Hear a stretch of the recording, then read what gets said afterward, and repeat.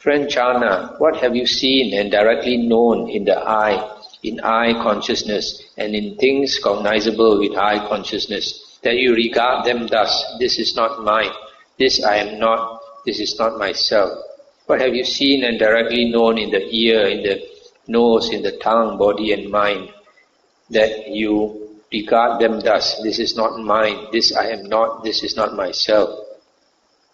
Friend Sariputta, it is because I have seen and directly known cessation in the eye, in eye consciousness, and in things cognizable with eye consciousness, that I regard them thus, this is not mine, this I am not, this is not myself.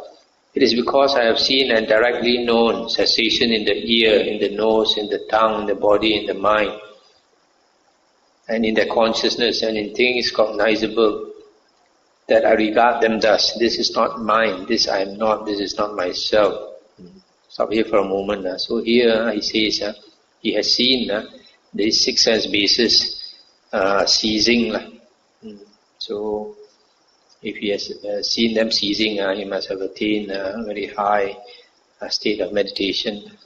And this was said, the Venerable Mahachunda said to the Venerable Channa, therefore, friend Channa, this teaching of the Blessed One is to be constantly given close attention.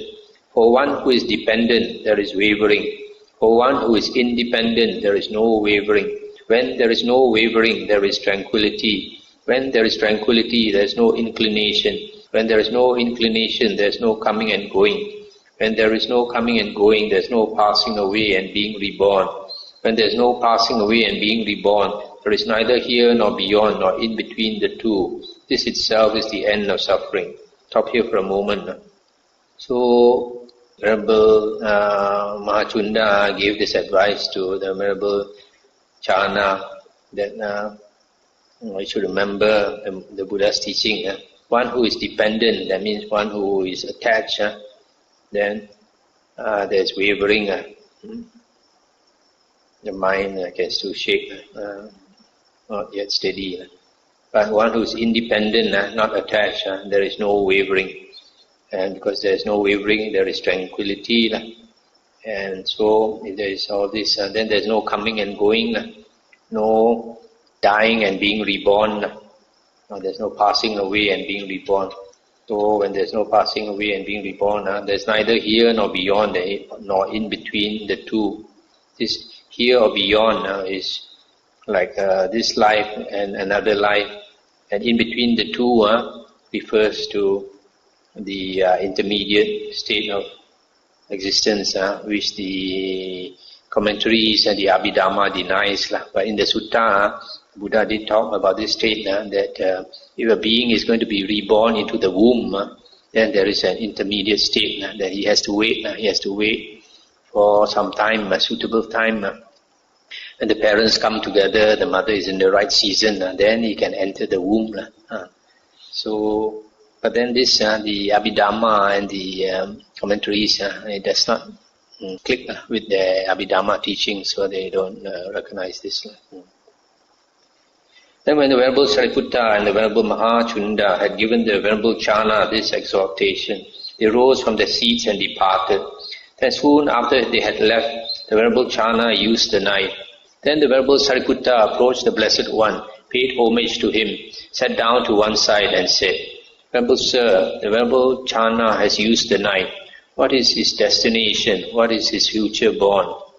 And the Buddha said, Sariputta, didn't the monk Channa declare his blamelessness right in your presence?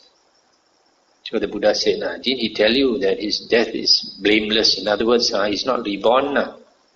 And then the Venerable Sariputta said, Venerable Sir, there is a virgin village named Puba Vijana. There the Venerable Channa had family friends, intimate families, hospitable families. And the Buddha said, the Venerable Channa did indeed have these friendly families, Sariputta, intimate families, hospitable families. But I do not say that to this extent one is blameworthy.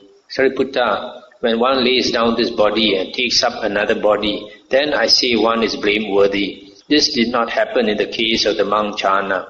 The monk Channa used the knife blamelessly. Thus, Sariputta, should you remember it? That's the end of the sutta.